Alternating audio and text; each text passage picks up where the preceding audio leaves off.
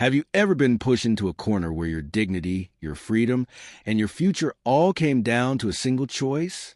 What would you do if a stranger offered to erase every debt your family owed on one condition, that you become his wife, not out of love, but out of cold, calculated convenience? This is a story of Maya and the man who forced her into a marriage that neither of them expected would change them forever. Maya Kapoor lived in a modest two-bedroom apartment nestled between the aging buildings of Old Delhi. Her world was filled with cracked walls, buzzing ceiling fans, and the warm scent of masala tea brewing in her small kitchen. Life hadn't been kind, but she never complained. At 24, she had become the sole caretaker of her ill father and her younger brother, Veer, who was still in school. Their lives had been a quiet struggle since her mother passed away, and her father's small business collapsed under a mountain of debt. Each morning, Maya would rise before the sun and walk to her job as a receptionist at a local clinic. She was known for her gentle smile, soft voice, and quiet resilience. But behind that smile was a heavy burden of bills, rent notices, and the constant fear of collectors knocking on their door. No matter how hard she worked, it was never enough. One chilly January evening, Maya came home to find her father coughing violently in the corner of the living room. His face was pale, his breathing labored. He needs private care, the doctor later told her.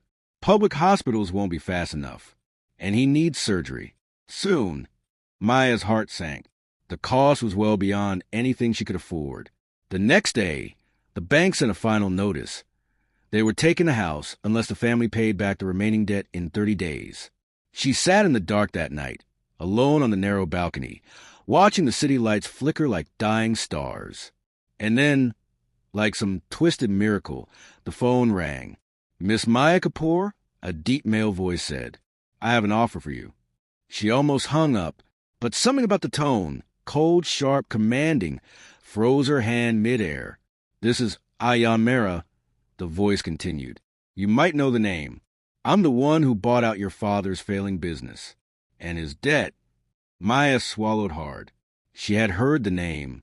Aira was a billionaire industrialist, known for his ruthless business tactics and an icy demeanor that scared even the boldest of men.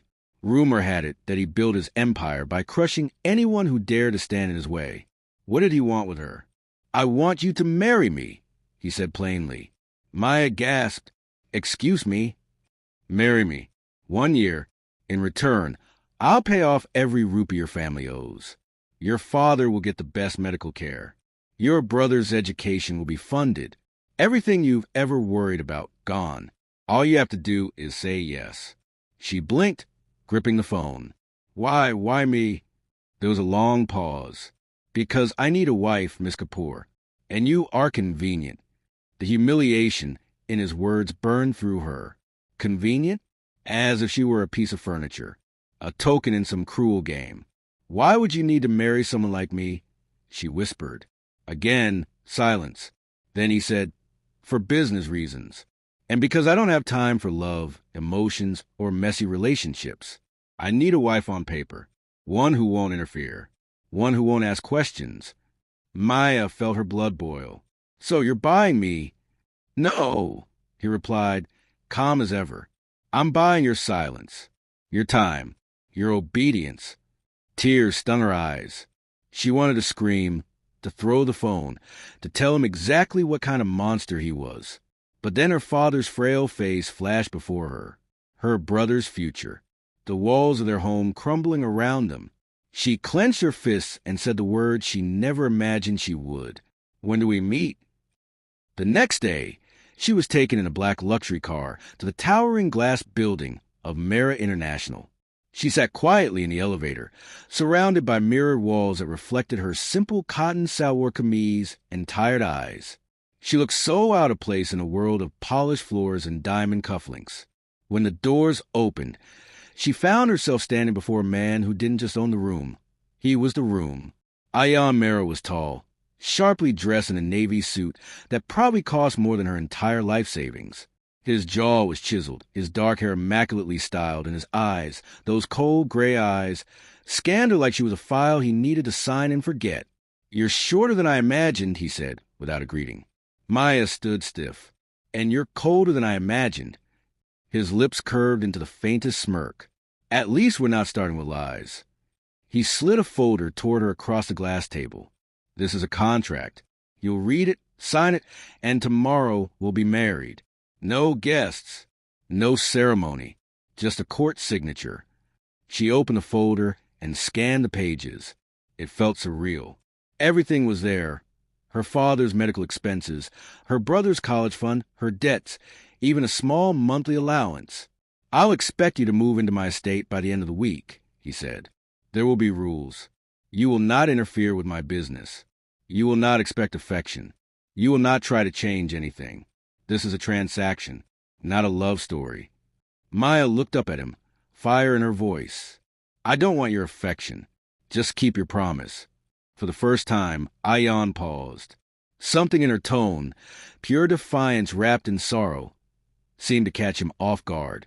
As she signed the last page, her hands trembling, she realized this wasn't just a contract. It was a surrender.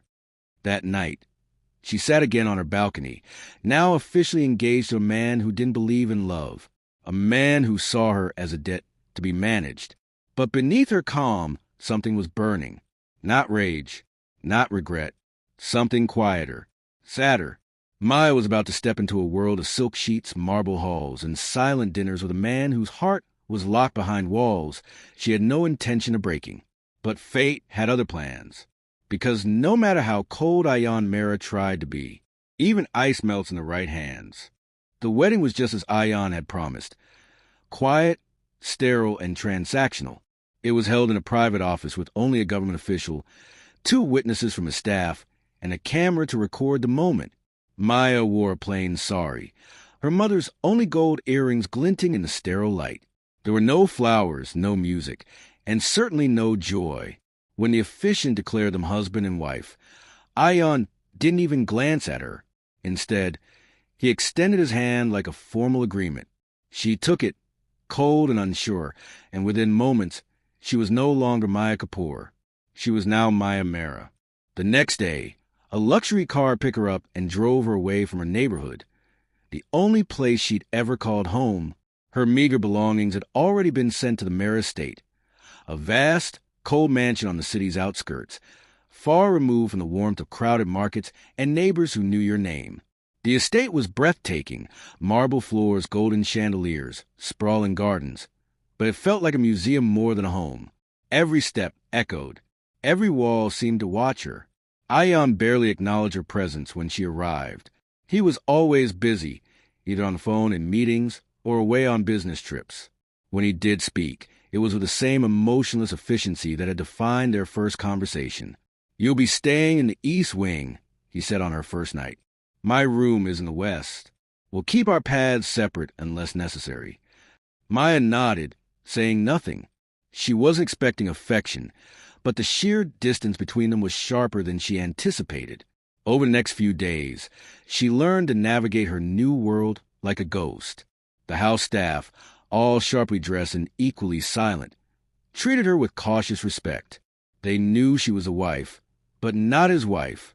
She was a figurehead, a symbol, not a person.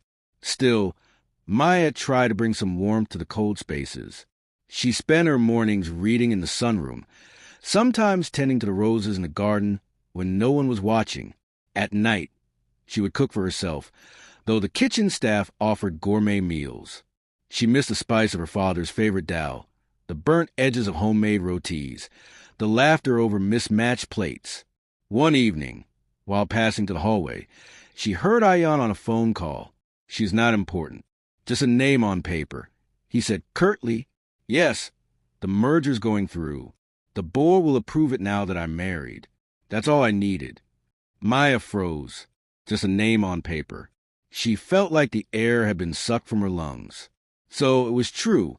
His marriage to her had been for some corporate benefit, a strategic move to appease conservative investors who insisted their CEO settle down. She was a tool, a prop in his perfect life. Later that night, she stood by the window of her room, staring into the darkness outside. Tears slipped silently down her cheeks. She had accepted this marriage to save her family, not expecting love, But hearing herself reduced to nothing more than a strategic checkbox stung in a way she hadn't prepared for. The next morning, Ayan found a note on the breakfast table. I didn't come here to be invisible. If you don't want a wife, that's fine. But don't treat me like I don't exist. Maya, he read the note twice, his jaw tightening. No one ever questioned him. No one ever challenged him. But something about her words, about her, stayed with him all day.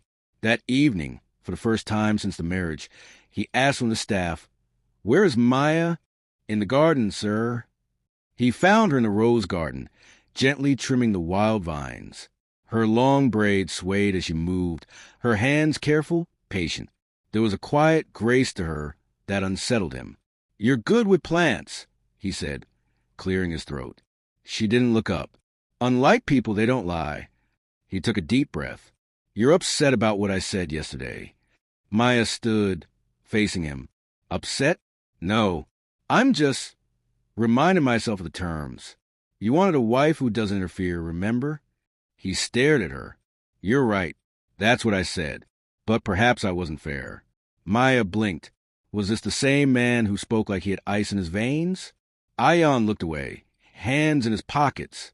"I've lived in this house for 5 years and never stepped into this garden." "Maybe you should," she said quietly. "It's the only place here that feels alive." He didn't respond, but lingered a few moments longer before walking away. Something had shifted. Subtle but real. The next week, Maya received a call from the hospital. "Your father's surgery went smoothly. He's recovering well." Relief flooded her, and for the first time in weeks she smiled, truly smiled. That night, she prepared his favorite meal, filling the house with scents of ginger and cloves. She set the table for two. When Ayan returned home, he looked surprised to see her waiting at the table. "I thought I'd thank you," she said. "Not for the marriage, but for saving my father." He paused at the door, unsure. Then, without a word, he took the seat opposite her. They ate mostly in silence. But it was a different kind of silence now, one filled with the unspoken weight of gratitude and slow, cautious understanding. "You remind me of someone," he said suddenly. Maya looked up. "Who?" "My mother," he replied. "She used to make food like this. Laugh at the tiniest things. See beauty in everything." "Where is she now?" Maya asked softly. Ayan's jaw tightened. "Gone. A long time ago." Maya didn't push. But in that moment, she saw something human in him. Something wounded. The next day, a small surprise waited for her. A new bookshelf in her room, stocked with classic novels and poetry. No note, no explanation. But Maya knew who had done it. Maybe he wasn't as cold as he pretended to be. And then the call came, from an unknown number. "Mrs. Mara?" The voice whispered. "You need to get out of that house. He's not who you think he is." Maya's breath caught. "Who are you?" "He's dangerous. Ask him about the fire. Ask him what really happened to his ex-fiancée." The line went dead. Her heart pounded. Ex-fiancée? Fire? Maya sat in stunned silence. Her hands trembled. She had thought she was just a stranger in his world. But what if she had just married a man with secrets that could destroy her? The night was colder than usual, and yet Maya couldn't stop sweating. The phone call haunted her, repeating in her mind like a haunting melody. She couldn't escape. Ask him about the fire. Ask him what really happened to his ex-fiancée. Maya paced her room, her thoughts tangled like a storm. She didn't know what disturbed her more, the eerie warning from a stranger or the fact that something deep inside her already believed it. There had always been a shadow behind Ayan's eyes, like he was hiding a part of himself locked away from the world. But what was the fire? Who was his ex-fiancée? And why had no one mentioned either of those things until now? The next morning, Maya walked into the vast mansion's library, hoping to distract herself with books. But even the comforting smell of old pages couldn't calm her. Her fingers trembled as she traced the spines. Her eyes kept darting toward the door, expecting Ayan to appear at any moment. And eventually he did. "Maya." His voice was calm, maybe even softer than usual. She turned slowly, composing her face. "Yes." You left the dinner table last night, without a word. I wasn't feeling well. There was silence between them. Ion narrowed his eyes, sensing something was off. But before he could ask, she spoke again, slowly, as if testing the weight of her words. You never told me. Were you ever in love before? The question hung heavy in the air. Ion stiffened. His usual control faltered, if only for a second. There are things in my past that don't concern you, he said. That's the thing, she whispered. They do concern me. I'm your wife now, remember? His jaw clenched. That doesn't mean you get to dig through my scars. I'm not trying to hurt you, Ion. But someone called me yesterday. They told me to ask you about a fire and about your ex-fiancée. The room froze. Something dark flashed across Ion's eyes. He turned away from her, walking toward the window. She's dead, he said finally. Maya felt the air leave her lungs. What happened? He didn't turn around. We were supposed to get married. Years ago. Her name was Tara. The name echoed like a ghost. We were both young, wild. She loved fire, candles, matches, everything dangerous. One night we had a fight. She stormed out and went back to our weekend cabin alone. I followed later. The house was already in flames when I arrived. They found her body inside. Maya couldn't breathe. Oh my God! They said it was an accident, that she probably knocked over something while drinking. But her parents, her friends, they never forgave me. They thought I pushed her too far, that I left her to burn. His voice cracked, just barely. I stopped trying to explain myself. It didn't matter anymore. Maya stepped closer, her heart torn. Why didn't you ever tell me? Because no one wants to hear that story, especially not someone who was forced to marry me. I might have wanted to understand. Ion turned to her now, and for once his expression wasn't cold. It was broken. I stopped believing anyone could. Maya looked at him for a long time, and something softened inside her. But just as she began to step closer, Ion's phone rang. He glanced at the screen and frowned. "Excuse me," he muttered and stepped into the hallway. Maya stood alone again in the library, heart pounding. That evening, Maya decided to dig deeper. Something about the story didn't sit right. She went online, typing Tara Fire Death Ion Mera into the search bar. At first, there were only old gossip articles. Billionaire's bride dies tragically in fire, Mera family tragedy. But then she stumbled across a buried forum thread. An anonymous post from someone claiming to be a former housemaid at the Mera estate. That fire wasn't an accident. Tara had been planning to leave him. She found something about his father's company. She threatened to expose it. Maya's blood ran cold. What had Tara discovered? The next day, Maya returned to the rose garden. She needed to breathe, needed to escape the mansion's suffocating secrets. She sat by the stone bench and closed her eyes. But then she heard footsteps. She turned and saw an older woman, dressed simply, standing at the edge of the garden. "Maya," the woman asked gently. "Yes." I'm sorry to bother you. My name is Nalini. I used to work for the Meras. I was Tara's aunt." Maya froze. "Tara's aunt?" The woman nodded, eyes brimming with unshed tears. "I just wanted to see you. To see the girl who married Ion. I hope maybe you're different. I don't understand." Nalini stepped closer. "Tara loved him once, more than anyone. But she found out his father had buried a huge scandal, money laundering through a fake orphanage charity. She had evidence. She planned to leak it. But then, the fire..." Maya's mouth went dry. "Are you saying Ion?" "I'm saying be careful," Nalini whispered. "Tara never lit candles at night. She was afraid of fire." Then she slipped away into the trees before Maya could ask more. That night, Maya couldn't sleep. Her mind spiraled. Had Ion killed his ex-fiancée to protect a family secret? Was she next? Yet every time she saw him, he looked human, haunted, alone. Could a man be two things at once? Was he a victim of his past, or the creator of it? The next morning, Maya gathered her courage and entered the West Wing for the first time. Ion's private wing, the forbidden part of the mansion. She found his office door ajar. Inside, rows of locked cabinets and file drawers lined the walls. Her eyes caught on one drawer labeled 1998 to 2003, Private Holdings. She pulled it open, and what she found made her gasp. Old bank statements, dozens of wire transfers, donations made in the name of a non-existent orphanage. Every signature traced back to his father's hand. Her hands trembled. Suddenly, she heard the sound of footsteps. Ion.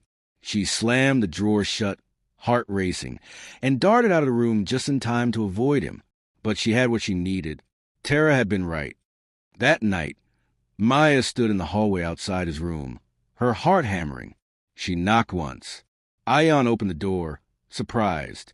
"Maya, we need to talk," she said, voice steady. "Now." And when she stepped inside, she didn't just bring her questions. She brought the truth. The silence between them was thicker than ever. Ion stood in front of her, his eyes searching hers for a sign of what even he didn't know. Maya's fingers clutched the folder she had found in the drawer, her knuckles pale. "I know about the money laundering," she said. Her voice didn't shake. "Your father, the fake orphanage. I saw the documents, the transfers, all of it." Ion's breath caught. He looked like he had been punched. His body tensed, his jaw tightened.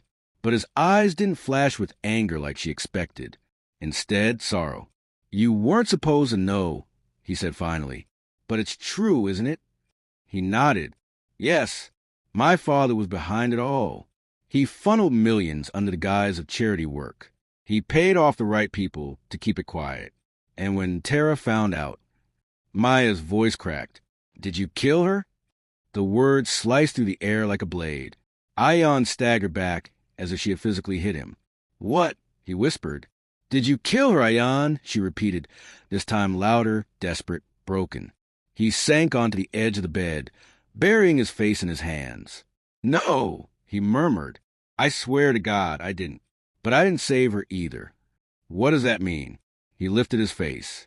And for the first time since she'd met him, Maya saw something raw, something honest. "She called me that night, told me she had the proof, told me she was going to destroy everything. My father's legacy, my family name. I begged her not to. I told her we could find another way. You were protecting your father. I thought I was protecting all of us," he snapped. Then his voice softened. "I loved her. God help me, I loved her. But I was also afraid. My entire life, I was raised to believe we don't air our dirty laundry. We protect the name. Always. And the fire? I don't know," he whispered. "When I reached the cabin, it was too late. I called for help. Tried to get in. The flames were—" He stopped, a shiver running down his spine. "But a part of me always wondered if she did it on purpose. To punish me. Or if someone else got there first. Someone else. My father had people watching her. Watching me." Maya backed away slowly. "You knew, all this time, that your own father might have had something to do with her death. And you said nothing." Ion looked up at her, his face pale. "Because if I said it aloud, it would be real." Maya didn't sleep that night.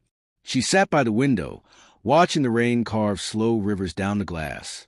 She thought of Tara, trapped in flames, heartbroken, alone, and of herself, trapped in a marriage she never chose, entangled in secrets that weren't hers to carry.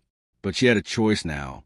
She could leave, take the documents, expose everything, destroy the Mara Empire, or she could stay and find a way to fix what was broken. The next morning, Maya found herself at the old temple near the estate. She hadn't planned to go, but her feet led her there, as if her soul knew she needed silence and maybe forgiveness. She lit a candle and closed her eyes. "I don't know what I'm doing," she whispered into the void. "I was just a girl trying to help her parents.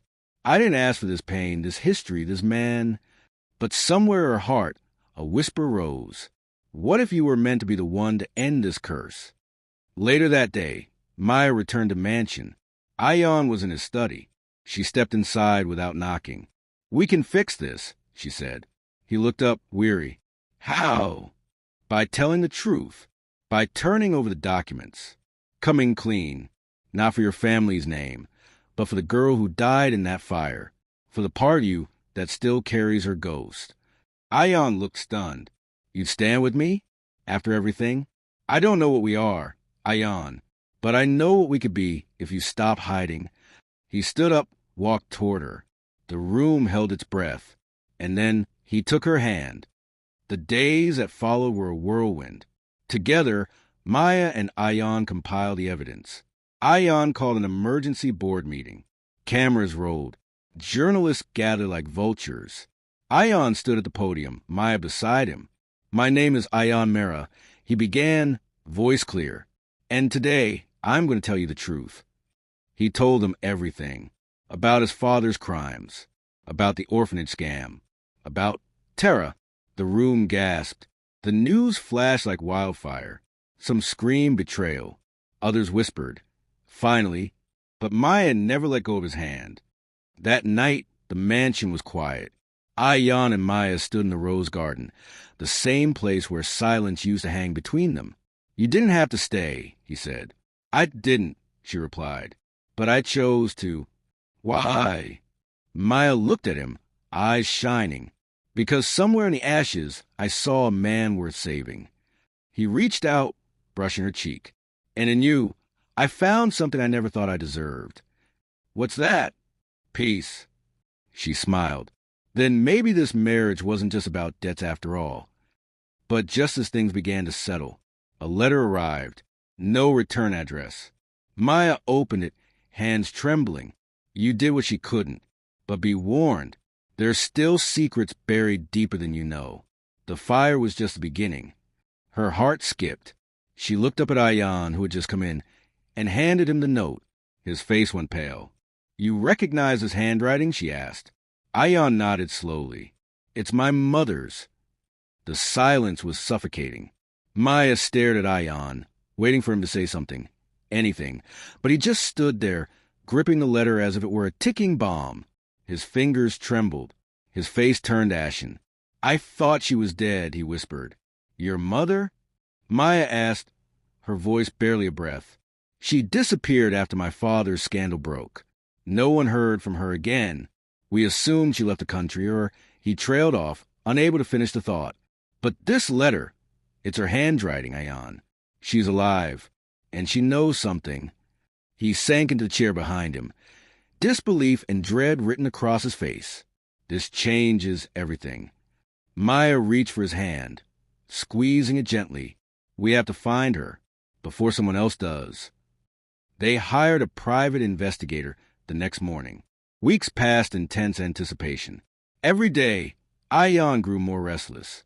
Every night, Maya stood at the window, praying silently, for truth, for peace, for justice.